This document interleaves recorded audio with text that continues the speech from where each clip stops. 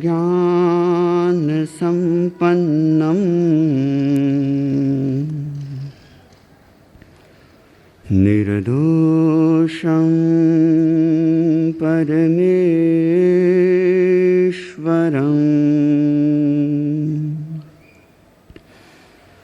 नमाम्यहं महावीरं संयमार्ध्वप्रवर्तकम्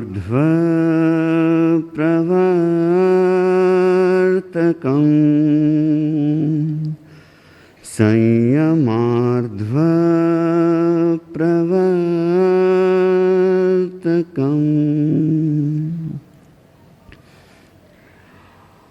आत्मवाद के प्रवक्ता प्रभु महावीर को वंदन। आर्हत वाङ्मय के व्याख्याता आचार्य प्रवर के चरणों में श्रद्धा भरा नमन। जैन विद्या कार्यशाला के संयोजक मुनि योगेश कुमार जी, कार्यशाला के संभागी बंधुओं बहनों, अन्य भाई बहनों, मैं आपसे यदि आपका परिचय पूछूं कि कोई भी यहाँ आकर के अपना परिचय दे, कोई आ सकता है आगे?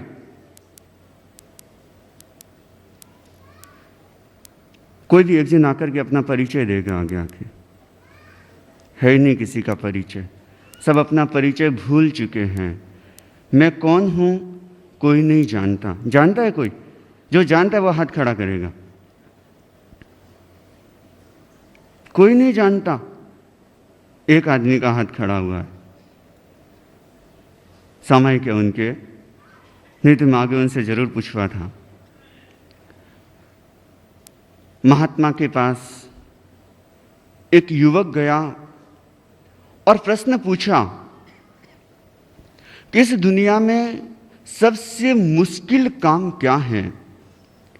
महात्मा ने कहा कि सबसे मुश्किल काम है स्वयं की पहचान करना, अपने आप को जानना। सचमुच अपने आप को जानने के लिए स्वयं में डूबना पड़ता है, और जब तक व्यक्ति स्वयं में नहीं डूबता तब तक कभी स्वयं की पहचान कर नहीं पाता। हमारी इंद्रियां बाहर हैं, हम सब कुछ बाहर देखते हैं। आंखों से बाहर रूप देखते हैं, कान से शब्द सुनते हैं, नाक से गंध लेते हैं, जीभ से रस को चखते हैं, स्पर्श के द्वारा स्पर्श का अनुभव करते हैं। और ये इंद्रियां जब हमारी बाहर की तरफ देखती है तो हमें बाहर का और स्थूल स्थूल अनुभव, मोटा मोटी अनुभव हमको होने लगता है। लेकिन जितना हम इन इंद्रियों के द्वारा देखते हैं उतना ही केवल हमारा परिचय नहीं है, उतना ही हमारा जीवन नहीं है, या उतना ही स्वयं के बारे में जानना पर्याप्त नहीं है। जब हम स्वयं को जानने की बात करते हैं, और हर व्यक्ति का अपना कुछ न कुछ परिचय होता है। एक व्यक्ति का बाह्य परिचय होता है। यदि मैं आपसे कहूँ तो आप इसमें बहुत सारे ऐसे जो पढ़े लिखे हैं जो कहेंगे महाराज मैं MBA हूँ, मैं CA हूँ, मैं डॉक्टरेट हूँ। सबका अपना अपना परिचय। किसी के पास कोई डिग्री है। कुछ आदमी बैठे हुए थे और पूछा गया कि बताओ भाई कौन है? तो एक आदमी खड़ा हुआ कि मैं लखपति हूं। दूसरा आदमी से पूछा कि बताओ तुम कौन हो? कि मैं करोड़पति हूं। तीसरे आदमी से पूछा कि तुम? कि मैं अरबपति हूं। चौथा आदमी बोला कि मैं खरबपति हूं। पांचवें आदमी से पूछा, वो थोड़ा साइड में कोने में बैठा हुआ था, उससे पूछा भैया तुम कौन हो? कि मैं मेरी पत्नी का पति हूं।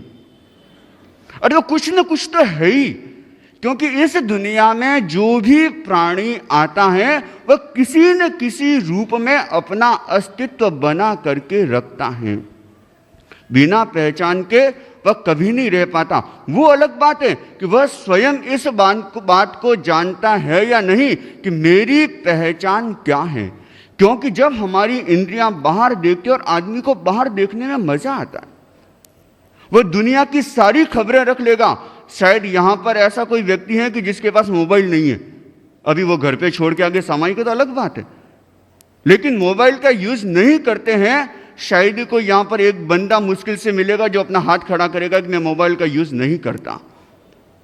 टेक्नोलॉजी का जमाना। अच्छा, एक बहन, अरे वाह, कुछ बहनों ने हाथ तो खड़े किए, वो मोबाइल का यूज नहीं करते। अरे बात तो करते होंगे मोबाइल से, तो तब हाथ नीचे हो गए अपने आप ही। मोबाइल में आजकल इंटरनेट होता है, सब कुछ होता है, और उसमें दुनिया की सारी जानकारी आपको मिल जाती है। तो दुनिया की सारी जानकारी के आपके पास होने के बावजूद भी हम स्वयं से कितने अनजान हैं। और व्यक्ति जब दूसरों को देखता है तो दूसरों की बुराई देखता है, दूसरों के अवगुण देखता है, लेकिन उसकी अच्छी बात, उसकी क्वालिटी कितने लोग देखते हैं, और हम स्वयं का भी कई बार नहीं देखते। एक बार क्या हुआ कि ऊंट और सियार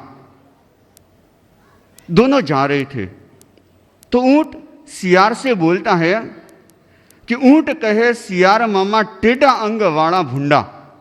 भुंडा तो जानते ना क्या, किस भुंडा किसको कहते हैं? खराब है, बुरा है, कहता ना भुंडा आदमी है, मतलब बुरा आदमी है। तो वो ऊंट सियार को बता रहे कि जो इस दुनिया में जितने भी टेढ़े टेढ़े अंग वाले हैं ना, वो सब खराब प्राणी हैं। उसकी नजर केवल बाह्य नजर थी, वह दूसरों की सदा बुराई देखा करता था। इसलिए वो बोलने लगा कि ऊंट कहे सियार मामा टेढ़ा अंग वाला भुंडा, भूतल पर पशुओं ने पक्षियां अपार है, बगुले की डोंक टेढ़ी। अब एक एक के नाम गिना रहा है कि बगुले की डोंक टेढ़ी, तोतेनी चोंच टेढ़ी, कुत्तेनी पूंछड़ी नो बांको विस्तार छे, हाथीनी सूंड बाकी बाग ना छे, नख बाका भैंसना तो सींग बाका सींगड़ा नो भार छे। सांभળી શિયાળ બોલે દાખે ભાઈ દલપત રામ કે ઓરાના तो एक बांको आपनु 18 छे। ऊंट 18 जगह से टेढ़ा होता है। तो वह दूसरे की कितनी बुराई बता रहा, लेकिन उसे ये नहीं पता कि मेरे भीतर भी कितनी बुराइयां हैं। हर व्यक्ति के भीतर अच्छाइयां होती हैं, हर व्यक्ति के भीतर बुराइयां होती हैं। और जब कोई मैनेजमेंट का कोर्स करता है तो वहाँ पर सबसे फंडामेंटल एक क्वेश्चन आता है, हु एम आई, मैं कौन हूँ। स्वॉट एनालिसिस करवाते हैं। उसमें स्वॉट एनालिसिस में क्या होता है, उसकी स्ट्रेंथ क्या है, उसकी वीकनेस, उसकी मजबूती क्या है, उसकी कमजोरी क्या है, उसकी अच्छी क्वालिटी क्या है, उसकी बुरी क्या है, वो सब कुछ उसमें जब एनालिसिस समीक्षा करते हैं तब उसके जीवन की बहुत सारी बातें उभर करके उस व्यक्ति के सामने आती हैं और वह अपना पर्सनालिटी को डेवलप करने की कोशिश करता है। जरूरी क्या है, हम कुछ चिंतन करें, स्वयं के भीतर झांकने की कोशिश करें। तो अध्यात्म के एक आस्तिकवाद धारा है, एक नास्तिकवाद धारा है। आस्तिकवाद धारा क्या है? जो आत्मा, कर्म, पुनर्जन्म, पूर्व जन्म, पुण्य, पाप, बंध, मोक्ष, सुख, दुख, इन सब बातों में जो विश्वास करता है वो आस्तिकवाद धारा कहलाती है। और नास्तिकवाद जो इन सब में विश्वास नहीं करती। नास्तिकवाद क्या कहता है? ऋणम कृत्वा घृतम पिबेत, कि खूब खाओ पियो मौज करो, जो कुछ भी इस दुनिया में इसी जन्म में है, ना आगे कुछ है, ना पीछे कुछ है, ना आगे रोने वाला, ना पीछे रोने वाला। इसलिए जो करना है वो अभी इस जन्म में कर लो। लेकिन आस्तिक विचारधारा कहती कि नहीं, इसके अलावा भी जितना हम देख रहे हैं, इसके अलावा भी बहुत कुछ है। लेकिन इस बहुत कुछ को जानने के लिए अब हम थोड़ा सा आगे बढ़ेंगे। प्रश्न उठा, मैं कौन हूं? व्यावहारिक दृष्टि से इसका उत्तर भी अलग अलग जगह के सबको पूछूंगा तो सबका अलग अलग उत्तर मिलेगा। लेकिन जब हम अध्यात्म के धरातल पर जाकर के जब हम खोजने की कोशिश करेंगे तो उसका बहुत सुंदर एक समाधान पूज्य गुरुदेव श्री तुलसी ने अरहत वाणी में दिया। को हम अरे कहाँ से आया और कहाँ जाऊंगा, को हम अरे कहाँ से आया और कहाँ जाऊंगा, नहीं ज्ञात यह सबको होता कैसी स्थिति पाऊंगा। स्वयं स्वयं की जाति स्मृति से अथवा ज्ञानी के मुख से सुन, ज्ञात हुआ संसरणशील में सुख का दुख का वर्णशील में, दिगंत संचरणशील में मैं उपपात मरण धर्मा हूँ, कृत कर्मा हूँ। मैं अतीत में था अब हूँ, भविष्य में बना रहूँगा। सोहम का संगानी वही प्रत्यभिज्ञा संदानी, आया रो की अरहत वाणी, आया रो की अरहत वाणी। यह आचार्य में प्रश्न पूछा गया कि को हम, मैं कौन हूं, और जिसका उत्तर पूज्य गुरुदेव श्री तुलसी ने इस पद्य में पूरा बहुत सुंदर ढंग से, मैं कौन हूं, कहां से आया हूं, यह सब व्यक्तियों को पता नहीं होता। अब मैं आपको पूछ लूं कि आप कहां से टपके हो, कोई बता सकता है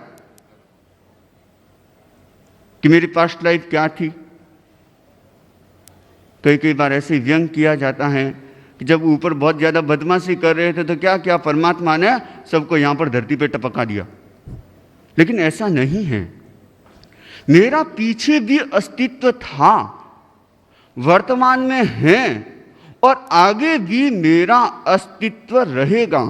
तो मैं कहां से आया हूं यह किसी को पता नहीं होता, लेकिन इसको पता करने के कुछ माध्यम हैं कि जिनके द्वारा व्यक्ति जान सकता है कि मैं कौन हूं, मैं कहां से आया हूं। जिसका अगली पंक्तियों में उत्तर है, स्वयं स्वयं की जाति स्मृति से अथवा ज्ञानी के मुख से सुन, ज्ञात हुआ संसरणशील में।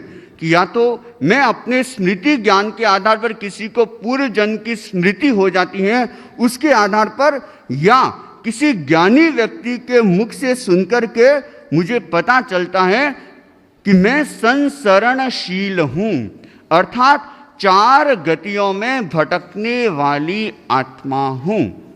चार गतियों से पांचवी गति तो मोक्ष है, और उसमें तो जाने वाले जाएंगे, सबका टिकट तो उसमें लगता नहीं है, सबको रिजर्वेशन मिलता नहीं है, वेटिंग करते रहो।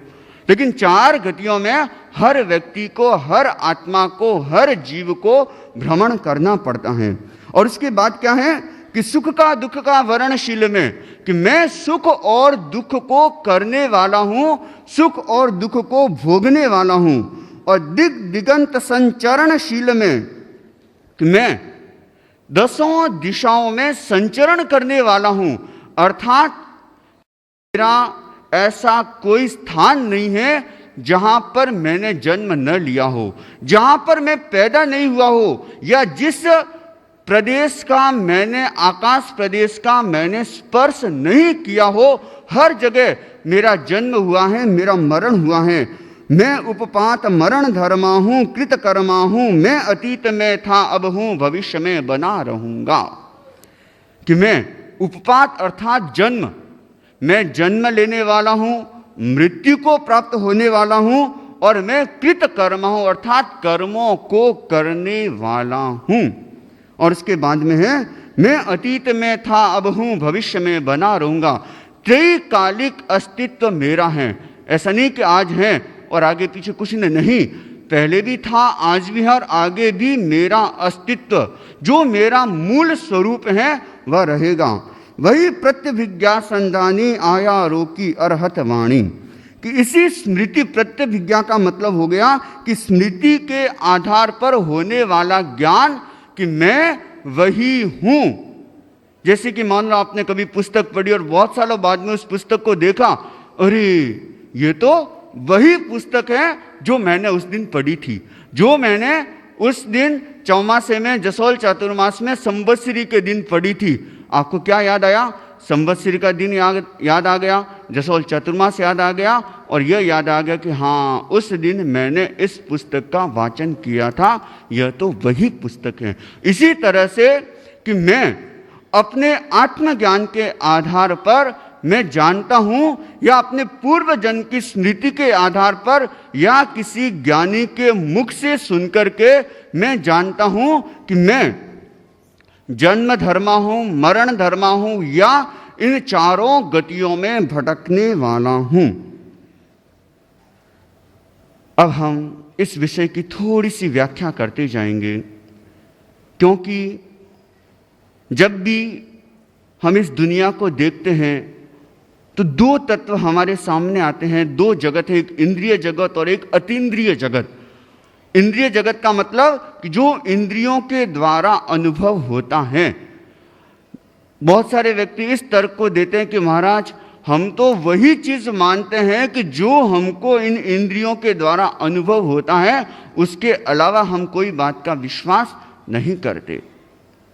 और बहुत सारे व्यक्ति इस बात का विश्वास भी करते हैं कि जो वीतराग वाणी पर श्रद्धा रखते हैं, ज्ञान करने के दो साधन तो जैसे इसमें आए थे कि ज्ञानी के मुख से सुनकर के आदमी अपने आप को जान सकता है, स्वयं की जाति स्मृति के आधार पर अपने आप को जान सकता है, या स्वयं अपने अनुभव के आधार पर आदमी जान सकता है। तीन बातें। पहली बात कि ज्ञानी के मुख से सुनकर के, केवल ज्ञानी ने कहा कि देखो आत्मा होती है, कर्म होते हैं, जन्म मरण होता है, सुख दुख होता है, केवल ज्ञानी या ऐसे श्रुत धारी जो पुरुष होते हैं, जो आगम पुरुष होते हैं, उनके द्वारा हम सुनकर के उस बात को विश्वास करते हैं और श्रद्धा करते हैं कि हाँ, जो प्रभु महावीर ने कहा, जो वीतराग वाणी में कहा गया, वह एकदम सत्य है। इणमेव निग्रंथम पावयणम सत्यम, यह निर्ग्रंथ प्रवचन सत्य है। मैं इस बात पे विश्वास करता हूं, यह श्रद्धा का मामला हो जाता है। लेकिन बहुत लोग ऐसे होते हैं जो श्रद्धा वृद्धा को नहीं मानते। वो तो कहते कि महाराज हमको तो हाथ में लेकर के बताओ, हमको तो प्रूफ करके बताओ, हमको तो लॉजिक के द्वारा समझाओ, तब हम इस बात को मानेंगे। दूसरा आधार होता है कि हम वीतराग वाणी पर विश्वास न भी करें, लेकिन कई बार स्वयं को ऐसी अनुभूतियां हो जाती हैं कि जिसके आधार पर वह आत्मा, कर्म, पूर्व जन्म और पुनर्जन्म में विश्वास करने लगता है। बहुत बार जब ध्यान साधना के प्रयोग होते हैं, या कई बार पूर्व जन्म के शिविर करवाए जाते हैं, या प्रेक्षा ध्यान के शिविर होते हैं, उसमें क्या होता है, बहुत सारे लोग ध्यान में इतनी गहराई में डूब जाते हैं कि घंटों घंटों तक उनकी वापस आने की इच्छा नहीं होती। और कई बार उनको वापस लाते हैं, वो जोर से चिल्लाने लगते हैं, रोने लगते हैं कि हमको बाहर मत लाओ। अब आप कहेंगे कि महाराज जी हुआ क्या, इनको पागल हो गए क्या? नहीं, पागल वो नहीं है, पागल तो हम थे। कैसे? क्योंकि हमने कभी अपने भीतर घुसने की कोशिश ही नहीं की।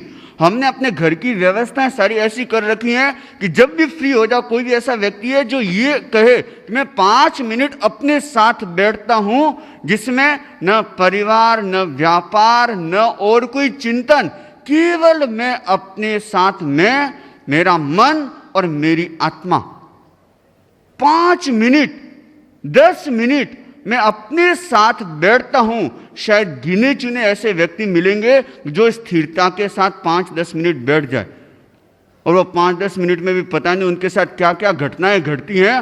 वो कई तो आकर के कहेंगे महाराज क्या करें, मन ही नहीं लगता, कई कहते हैं महाराज घुटने में दर्द होने लग जाता, कई कहेंगे कि महाराज उल्टे पुल्टे विचार आते। अरे ये सब तो होना ही है। जब अपने भीतर जाओगे तो ये सारी घटनाएं घटित होगी, लेकिन इन घटनाओं को पार किए बिना यदि आपको तैरना सीखना है तो पानी में हाथ पैर तो मारना ही पड़ेगा। बिना हाथ पैर मारे आज दिन तक कोई भी व्यक्ति तैरना नहीं सीख पाया। मुल्ला नसरुद्दीन, जिसको तैरना सीखना था, लेकिन समस्या क्या थी, उसको पानी से डर भी बहुत लगता था। एक दिन उसने हिम्मत जुटाई कि आज मैं तैरना सीखूंगा, तो वह स्विमिंग पूल पर चला गया और उसने डरते डरते पैर रखने की कोशिश की। इतने में पैर फिसला, अंदर गिरा, चिल्लाया बचाओ। तो कोई आदमी आकर के उसको बाहर निकालता है और वह बाहर खड़ा खड़ा क्या संकल्प करता है, जब तक मैं तैरना नहीं सीख लूंगा तब तक पानी में पैर नहीं रखूंगा। हंस रहे हो?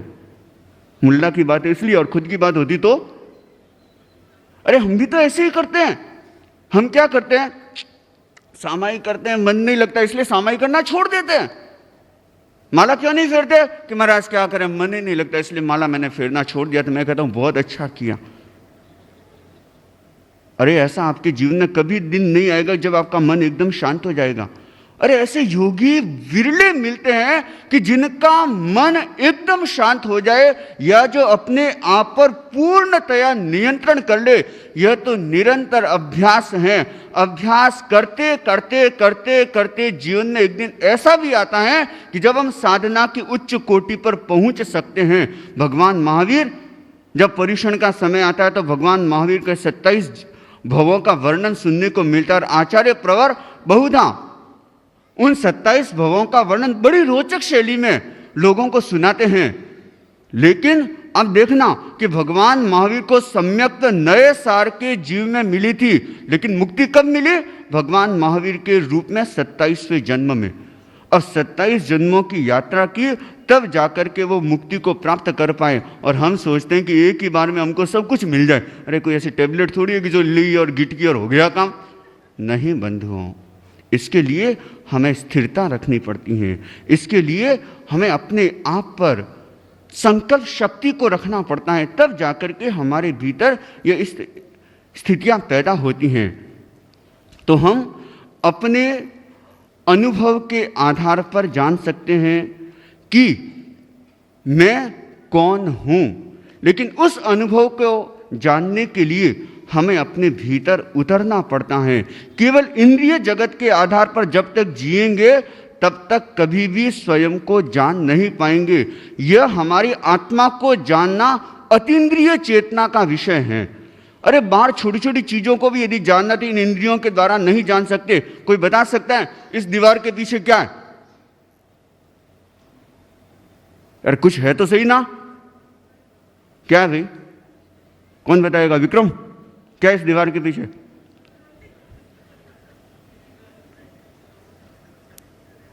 अब देखो कुछ है, लेकिन और हमको दिखता भी है।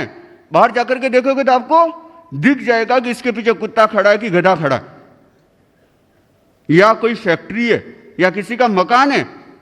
कुछ है तो सही, लेकिन अभी हम बता नहीं पा रहे हैं, क्योंकि हमारी इंद्रियों की एक सीमा है कि इंद्रियां जो जो हमारे सामने होती हैं, जो जो हमारी सीमा में दायरे में होता है, उनका अनुभव इंद्रियां कर सकती हैं। आंख देख सकती हैं, लेकिन यहां से दिल्ली को देख सकती है क्या? चंद्रमा को देख सकती है तो दिल्ली को क्यों नहीं देख सकती? भाई दिल्ली तो हमारे नजदीक है, चंद्रमा तो बहुत ज्यादा दूर है।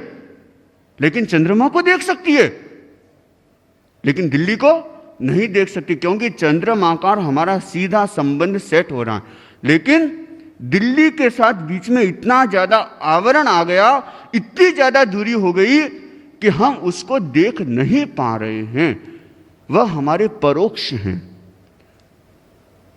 तो बहुत सारी बातें ऐसी होती हैं जो तर्क के द्वारा सिद्ध की जा सकती है। दो तरह के तत्व होते हैं, एक हेतुगम्य और एक अहेतुगम्य।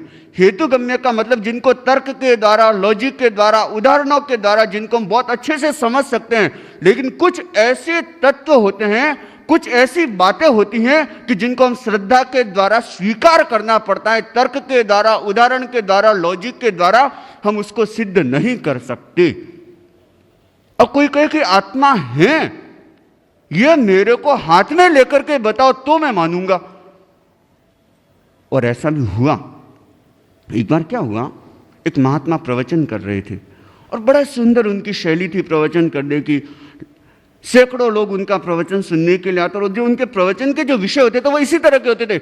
आत्मा, परमात्मा, कर्म, सुख, दुख, पुण्य, पाप, बंध, मोक्ष, इसी तरह के वो विषय अपने प्रवचन में कंक्लूड किया करते थे। तो एक दिन उन्होंने आत्मा पर खूब अच्छे से प्रवचन झाड़ दिया, जैसे कि मैं झाड़ रहा हूं। मैं झाड़ नहीं रहा हूं, मैं सुना रहा हूं आपको। बहुत अच्छे से जब प्रवचन दिया तो उसमें एक युवक खड़ा हो गया। जब लोग चले गए, वह युवक आया और अच्छा पढ़ा लिखा, तार्किक था, बुद्धिमान था, और वह आकर के बोला कि बाबा जी ये सब ढकोचलेबाजी है, मैं आत्मा, कर्म, पुनर्जन्म, पूर्वजन्म कुछ नहीं मानता। जब तक इसको प्रूफ नहीं कर दो तब तक मैं आपकी बात का विश्वास नहीं करूंगा। महात्मा ने देखा कि ऐसे तो मानेगा नहीं, कुछ न कुछ इसका उपाय करना पड़ेगा। तो महात्मा ने इतने में कहा, अरे देख बहुत समय हो गया मेरे को प्रवचन देते देते, मैं थक गया, एक काम कर, तुम्हारे घर में एक गिलास दूध तो मिल ही जाएगा। तो क्या, हाँ बाबा जी दूध तो जरूर मिलेगा। तो कहा कि वो एक काम कर, एक गिलास दूध लेकर के आजा, मेरे को दूध पीना है। और वह युवक वैसे बहुत व्यवहार कुशल था, बहुत समझदार था, केवल धर्म कर्म में विश्वास नहीं करता था, अपनी अपनी श्रद्धा, अपना अपना चिंतन होता है। बहुत सारे यहाँ पर भी ऐसे लोग मिल जाएंगे जो ये कहेंगे कि महाराज बस महाराज को तो काम है प्रवचन देना और अपना काम है सुनना, आने जाने की को नहीं। अरे प्रवचन सुनते तो उससे भी हमको बहुत कुछ सीखने को मिलता है, बहुत कुछ समझने को मिलता है। पता नहीं एक छोटी सी बात कब हमारे भीतर घुस जाए और कब हमारे दिमाग की खिड़कियां खोल दे और कब हमारे जीवन में परिवर्तन घटित हो जाए, नहीं कहा जा सकता। तो युवक गया और जाकर के एक गिलास दूध लेकर के आया और लाकर के बोला कि लीजिए महात्मा। महात्मा ने लिया और उस गिलास को ऐसे देखने लगे, गिलास के अंदर ऐसे झांकने लगे। 5 सेकंड, 10 सेकंड, 20 सेकंड, आधा मिनट बीत गया। वह युवक बोला कि बाबा जी आप कर क्या रहे हो? अरे आपको दूध पीना है तो दूध पी लो। तो कहा कि नहीं पीना तो है, लेकिन मैं देख रहा हूं, मैंने सुना है कि दूध में मक्खन होता है। तो कहा कि हाँ होता है।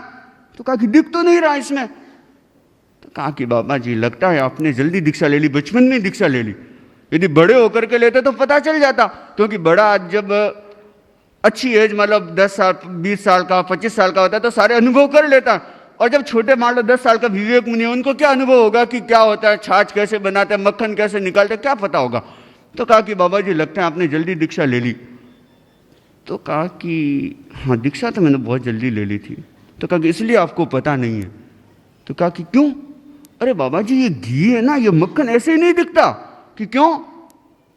तो आपस में संवाद चलता है कि बाबा पीना दूध है, देख रहे क्या तत्व, देख रहा नवनीत कार कहाँ दूध में सत्व। तब युवक बोला कि बाबा जी इसकी प्रक्रिया क्या है कि तपे जमे मंथन से मंथन फिर नवनीत, यही सयाने समझ ले आत्म मिलन की रीत। तो कहा कि बाबा जी मक्खन निकालने के लिए तो बड़ी प्रक्रिया करनी पड़ती है कि दूध को तपाना पड़ता है, उसके बाद जमाना पड़ता है और उसके बाद मंथन करना पड़ता है, तब जाकर के वह मक्खन निकलता है। बाबा जी ने माथे पर हाथ घुमाया और कहा कि हाँ ये बात है। तो कहा कि देख तूने पूछा था ना कि आत्मा, अरे आत्मा का भी यही प्रक्रिया है, आत्मा का भी यही प्रोसेस है कि पहले आत्मा को तपाना पड़ता है। जब तक यह शरीर रूपी बर्तन तपता नहीं है तब तक, और जब तक आत्मा में हलन चलन नहीं होती तब तक आत्मदर्शन स्वयं को आदमी पहचान नहीं पाता। क्योंकि शरीर की, पदार्थ की, व्यक्ति के प्रति इतनी ज्यादा आसक्ति होती है आदमी की, और इस आसक्ति के कारण से वह सत्य को जान नहीं पाता है। तो पहले आत्मा को तपाना पड़ता है, फिर उसके बाद जमाना पड़ता है। जमाने का मतलब कि मन के जो संस्कार है उनको शांत करना पड़ता है, तब जाकर के आत्मदर्शन तब भी नहीं होते। उसके बाद में क्या करना पड़ता है? मंथन करना पड़ता है। मंथन का मतलब कि ध्यान साधना के द्वारा कर्म संस्कारों को तोड़ना पड़ता है, तब जाकर के आत्मा का साक्षात्कार होता है। और देख बहुत सारी बातें ऐसी होती है जो हमें आंखों से दिख नहीं पाती, और आत्मा का कोई रूप नहीं है, आत्मा का कोई स्पर्श नहीं है, आत्मा की कोई गंध नहीं है कि जो हम देख सके, सूंघ सके या चख सके। यह तो केवल अनुभव की बात है। देख तेरे कभी दर्द हुआ कि नहीं हुआ? हाँ बाबा जी दर्द तो होता ही रहता है, मैं सर दर्द से तो वैसे भी परेशान रहता हूं। तो कहा कि मैं तो नहीं मानता तेरा सर दर्द होता है। कि क्यों बाबा जी होता है मेरे तो, मैं रोज गोली खाता हूं, एक टेबलेट है कि सोना पड़ता है। तो कहा कि नहीं, जब तक मेरे को हाथ में लेकर के नहीं बता देगा तब तक मैं दर्द को मानूंगा ही नहीं। और कोई आदमी दर्द को हाथ में लेकर के बता सकता है?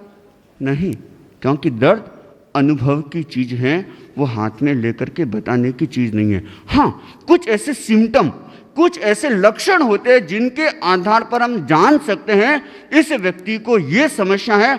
आत्मा के लक्षण बता दिए, वीतराग प्रभु क्या कर सकते हैं? लक्षण बता सकते हैं, लेकिन वो आत्मा को हाथ में लेकर के तीर्थंकर भी नहीं दिखा सकते, क्योंकि जो चीज होनी संभव ही नहीं है उसको संभव करना तीर्थंकर के बस की बात भी नहीं है। यदि हम देखें कि भगवान महावीर से भी यदि कोई जाकर के पूछे, हालांकि वो तो अभी मोक्ष में है, सिमंदर स्वामी से जाकर के कोई कहेंगे वो फिर भी संभव है। सिमंदर स्वामी से यदि कोई जाकर के पूछ ले कि आत्मा को हाथ में लेकर के दिखाओ, तो वो कहेंगे कि भैया ये संभव नहीं है, क्योंकि आत्मा का कोई रूप गंध रस स्पर्श है ही नहीं, तो कैसे दिखाएंगे? तो हम आत्मा का लक्षण बता दिया कि जिसमें ज्ञान और दर्शन है वह आत्मा है। अब आप देख लो, आपको पता चल जाएगा कि जिसमें ज्ञान और दर्शन अर्थात जानने की शक्ति और देखने की शक्ति जिसमें है वो आत्मा है। आगे और बता दिया कि जिसमें आनंद है वह आत्मा है, और जिसका त्रैकालिक अस्तित्व है वह आत्मा है। अब ये 3-4 ऐसे सिम्टम बता दिए, लक्षण बता दिए। अब इसके आधार पर आप जान सकते हो कि आत्मा है या नहीं। अब मैं कौन हूं? अगर आप कहते हो कि मैं डॉक्टर हूं, इस शरीर के साथ ये तो पहचान आपकी खत्म हो जाएगी। अगर कहते हो कि मैं किसी का बाप हूं, किसी का बेटा हूं, किसी की मां हूं, किसी की बहन हूं, किसी का भाई हूं, किसी का, तो ये भी सारे के सारे इस शरीर के साथ में सारी पहचान आपकी खत्म हो जाती है। उसके आगे चलो, उसके आगे आपकी पहचान क्या है? कि जो आपकी त्रैकालिक पहचान बन जाए, जो सदा सदा के लिए वह पहचान आपकी कभी मिटे ही नहीं, वह पहचान अंत में जाते जाते जाते जाते आएगा कि मैं सच्चिदानंद स्वरूप आत्मा हूं, अर्थात ज्ञान, आनंद और अनंत शक्ति संपन्न मैं चेतना हूं। अब आत्मा के भी कितने सारे रूप बता दिए। यदि 25 बोल आप जानते हैं, और अभी आप कभी शरीर के बारे में, कभी योग के बारे में, कभी उपयोग के बारे में, कभी पर्याप्ति के बारे में, कभी प्राण के बारे में, इन सब के बारे में जान रहे हैं, लेकिन यदि आत्मा नहीं है तो इन सब का भी कोई महत्व नहीं है। यदि आत्मा के साथ ये सब हैं तो इनका महत्व है, और यदि आत्मा के साथ ये नहीं है तो भले ही पढ़े, उनको कोई पूछने वाला भी नहीं मिलेगा। तो आत्मा के 8 प्रकार बताए गए। तो आप कहेंगे महाराज कोई मारे 8 आत्माएं हैं क्या, टुकड़े किए हुए जैसे? कोई नहीं, आत्मा एक ही है। जैसे एक व्यक्ति के कितने सारे रूप होते हैं, कोई माता का रोल भी निभाता है, कोई पत्नी का रोल भी निभाता है, कोई बहन का रोल भी निभाती है, कोई देरानी जेठानी, न जाने कितने कितने रोल एक व्यक्ति अदा करता है। ऐसे ही आत्मा के भी क्या है, ये अलग अलग अपेक्षा से 8 आत्माएं मानेगी, जिसमें सबसे पहली है द्रव्य आत्मा। द्रव्य आत्मा का मतलब क्या हुआ कि चैतन्यमय असंख्य प्रदेशों का पिंड, जो हमारा चेतना का मूल स्वरूप है, वह कहलाती है द्रव्य आत्मा, जिसमें ज्ञान, दर्शन, आनंद और शक्ति समाहित है, उसको हम कहते हैं द्रव्य आत्मा। और जो कभी नष्ट नहीं होती, संसारी जीव में भी वह रहती हैं, तो मुक्त आत्मा में भी वह रहती हैं, उसे कहते हैं द्रव्य आत्मा। उसके बाद आगे है कषाय आत्मा, द्रव्य आत्मा और भाव आत्मा। द्रव्य आत्मा का मतलब आत्मा का स्वरूप, और भाव आत्मा का मतलब कि आत्मा की जो अलग अलग पर्याय होने से हम उसको कहते हैं भाव आत्मा। जब यही द्रव्य आत्मा कषाय में परिणत हो जाती है, जब आदमी गुस्से में, अहंकार में, ईर्ष्या में, घृणा में, राग में, द्वेष में रहता है, तब उसकी आत्मा को कहते हैं कषाय आत्मा। तीसरी आत्मा है योग आत्मा। जब आत्मा मन, वचन और काया में परिणत हो जाती है, अर्थात मन की क्रिया करती है, वचन की क्रिया करती है और काया की क्रिया करती है, तब वह कहलाती है योग आत्मा। चौथी है उपयोग आत्मा। उपयोग आत्मा का मतलब क्या हुआ कि जीव की जो ज्ञानमय परिणति है और जो दर्शनमय परिणति है, ज्ञान और दर्शन, ये मूल आत्मा का लक्षण है। तो जब इनमें आत्मा लगी रहती है तब उसको कहते हैं उपयोग आत्मा। और उपयोग आत्मा के बाद आती है ज्ञान आत्मा। यहाँ आप कहेंगे महाराज उपयोग आत्मा पे भी ज्ञान और दर्शन आ गया, फिर अलग से ज्ञान आत्मा क्यों लिया? यहाँ ज्ञान आत्मा कहने का मतलब जो है कि जो उपयोग आत्मा में जो ज्ञान कहा गया है वह सम्यक दृष्टि के अपेक्षा से कहा गया है, और यहाँ पर जो ज्ञान है वह मिथ्या दृष्टि की अपेक्षा से हम मान सकते हैं कि जो ज्ञान आत्मा है वह कि ज्ञान में जो परिणति है वह हमारी ज्ञान आत्मा कहलाती है। दर्शन आत्मा क्या है? जीव आदि तत्वों के प्रति, देव गुरु धर्म के प्रति हमारी अटूट श्रद्धा होना, यह हो गई हमारी दर्शन आत्मा। और चारित्र आत्मा है कि कर्मों का निरोध करने वाला जो आत्मा का जो परिणाम होता है वह कहलाती है चारित्र आत्मा। और उसके बाद आती है वीर्य आत्मा कि जीव का सामर्थ्य विशेष, हमारी आत्मा की जो शक्ति है वो वीर्य आत्मा कहलाती है। ये अलग अलग अपेक्षा से द्रव्य, यदि संक्षेप में कहे, दो शब्दों में कहे, आत्मा के दो शब्द द्रव्य आत्मा, भाव आत्मा। द्रव्य आत्मा का मतलब जो आत्मा का स्वरूप है वह द्रव्य आत्मा कहलाती है, और भाव आत्मा जो आत्मा की अलग अलग पर्याय हैं, अलग अलग रूप है, अलग अलग कार्य के कारण से उनको अलग अलग नाम दे दिया। तो फिर एक प्रश्न उठता है कि महाराज क्या आत्मा इतनी है या और भी है? यदि ऐसे अलग अलग कार्य की अपेक्षा कोई क्रोध करा उससे में उसको कह सकते हैं ये क्रोध आत्मा, कोई अहंकार करा तो उसमें उसको कह सकते हैं कि ये मान आत्मा, कोई माया कर रहा तो उसमें कह सकते हैं कि माया आत्मा है।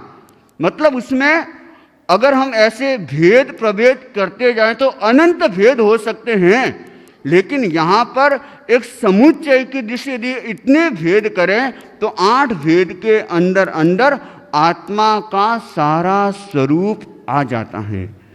तो मूल जो मेरा स्वरूप है आत्मा का वो है कि मैं आत्मा हूँ जो कभी भी नष्ट नहीं होता। बाकी सारी पहचान वो हो सकता है मेरी इस जन्म के साथ में नष्ट हो जाए। यदि और हम थोड़े से इसको विस्तार में करें तो मैं कौन हूं? मैं शरीर हूं।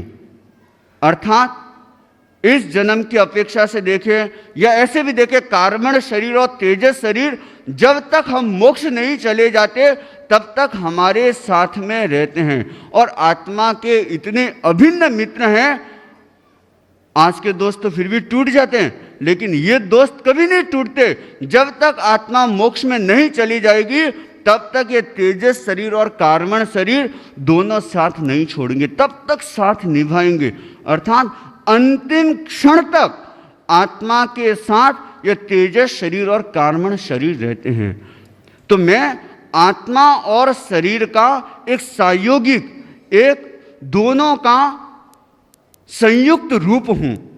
और उससे आगे चलें तो मैं दुनिया का सर्वश्रेष्ठ प्राणी मनुष्य, क्योंकि हमारे भीतर कुछ ऐसी विशिष्ट शक्तियां हैं जो दुनिया के किसी भी प्राणी के पास में नहीं, केवल मनुष्य के पास में है। और आगे कहूं तो मैं दुनिया का सबसे निकृष्ट प्राणी हूं। कैसे? क्योंकि जब आदमी बुरा कर्म करता है, अशुभ कर्म करता है, और केवल एक मनुष्य ऐसा प्राणी है कि जो यदि अपनी शक्ति का सही उपयोग करता है तो मोक्ष तक चला जाता है, और यदि अपनी शक्ति का दुरुपयोग करता है तो 7वीं नरक तक चला जाता है। और दुनिया में ऐसा कोई भी प्राणी नहीं है, केवल एक मनुष्य है जो परम तक जाने की भी शक्ति रखता है और जो एकदम अधम तक अर्थात 7वीं नरक तक जाने की भी क्षमता रखता है। और उससे आगे चले तो मैं सम्यक दृष्टि आत्मा हूं। हमारे भीतर सम्यक्त्व है। यदि हम 9 तत्वों को अच्छे से समझते हैं, यदि हम देव गुरु धर्म के प्रति श्रद्धा रखते हैं, यदि हम वीतराग वाणी के प्रति विश्वास रखते हैं, तो मैं अपने आप को सम्यक दृष्टि कह सकता हूं। तो मैं सम्यक दृष्टि आत्मा हूं। और उसके आगे चलें तो मैं श्रावक हूं। और उससे आगे चले तो मैं साधु हूँ, और मुमुक्षु सबको बनना है। मुमुक्षु का मतलब क्या होता है? मुक्तुम इच्छा मुमुक्षा, जिसके भीतर मोक्ष जाने की इच्छा है वो मुमुक्षु कहलाता है। तो हम सब के भीतर मुक्त होने की एक भावना बनी रहे। हालांकि अभी तो मुक्ति संभव नहीं है, क्योंकि उसके लिए भी कुछ कसौटियां मानी गई। उन कसौटियों के आधार पर अभी हमारे भीतर मोक्ष जाने की संभावना नहीं है, लेकिन भीतर में एक भावना बनी रहे कि जब कभी भी योग मिले तो मुझे और निरंतर मुक्ति के लिए मुझे प्रयत्न करना है। और यदि प्रयत्न करेंगे एक दिन हमारे जीवन में भी ऐसा आएगा कि हम भी नमो सिद्धाणम के अंतर्गत समाहित हो जाएंगे। तो यह हमारा मूल स्वरूप है। मूल स्वरूप हमारा है कि मैं आत्मा हूं, सच्चिदानंद स्वरूप आत्मा। आत्मा का लक्षण क्या है? ज्ञान और दर्शन, और इसके साथ में है जिसके अंदर आनंद है, सुख दुख अनुभव करने की शक्ति है, और जिसके भीतर अनंत शक्तियां सामर्थ्य हैं, वो आत्मा कहलाती हैं। यह एक छोटा सा 8 आत्माओं का एक स्वरूप आप लोगों के सामने प्रस्तुत किया गया। और हम आत्मा के बारे में वीतराग वाणी पर विश्वास करके जान सकते हैं, स्वयं के ज्ञान से, अपने अनुभव से जान सकते हैं। और बहुत बार आदमी को अलग अलग तरह के अनुभव भी होता है। कई आदमी होते हैं ना कि जो खुद ठोकर खा करके संभलते हैं, और कई आदमी क्या होता है कि दूसरे को ठोकर खाते हुए देख करके संभल जाते हैं। अब मेरे भीतर तो इतना अनुभव करने की क्षमता नहीं है, लेकिन जो वीतराग ने कहा है, मैं उस वाणी पर श्रद्धा करके अपनी मंजिल बनाता हूं और अपनी साधना के लक्ष्य को लेकर के चलने की कोशिश करता हूं, तो मैं वहां तक पहुंचने की संभावना मेरी बन जाती है। लेकिन बंधुओं, हमें कहीं न कहीं विश्वास करना पड़ता है। या तो स्वयं अनुभव करो, स्वयं अनुभव नहीं कर सकते तो किसी न किसी पर विश्वास करके चलो, ताकि मैं भी वहां तक पहुंच सकूं। और विश्वास, अनुभव, एक बार क्या हुआ, 2 दोस्त थे, और छोटी सी एक पंक्तियां हैं कि 2 लोगों ने धंधा किया ऐसा, एक ने लगाया अनुभव और दूसरे ने पैसा। 2 लोगों ने धंधा किया ऐसा, एक ने लगाया अनुभव और दूसरे ने पैसा। 2 साल बाद मौसम बदल गया। 2 साल बाद मौसम बदल गया, अनुभव वाला सारा पैसा ले गया और पैसा लगाने वाले के पास सिर्फ अनुभव रह गया। अब उसे पता चल गया कि किस तरह की जीवन में घटनाएं घटती हैं, कैसे होता है। तो हम अनुभव से यह जान सकते हैं कि मेरे भीतर आत्मा है। यदि आत्मा नहीं होती, अब मान लो एक डेड बॉडी पड़ी है और एक मैं खड़ा हूं, किसको उठा के लेके जाएंगे? डेड बॉडी को उठा करके लेके जाएंगे, मेरे को नहीं लेके जाएंगे। क्यों? मेरे को उठा के लेके जाए तो 2-4, अरे भैया मैं तो अभी जिंदा हूं, मरा थोड़ी हूं जो मेरे को उठा करके लेके जा रहा है। लेकिन डेड बॉडी को उठा के लेके जाओगे, डेड बॉडी कभी नहीं कहेगी कि अरे मेरे को मत ले जा। क्यों? क्योंकि उसके भीतर कुछ ऐसा तत्व था, कुछ ऐसी थी जो निकल गई, और उसके कारण से हमने उसको कह दिया डेड बॉडी, मृत शरीर। अर्थात जो प्राण देने वाली जो शक्ति थी, जो आत्मा थी, वह निकल गई। राजा प्रदेशी और केसी श्रवण का बहुत सुंदर सा उदाहरण। और जब चातुर्मास समाप्त होता है तो अंतिम दिन केसी श्रवण और प्रदेशी का व्याख्यान दिया जाता है। क्यों? कि प्रदेशी केसी श्रवण के संगत में आकर के, उनके उपपात, उनकी सेवा में बैठ करके उसने आत्म तत्व को समझा था, वह सम्यक दृष्टि बना था, और श्रावक बनकर के उसने अपने जीवन का कल्याण किया था।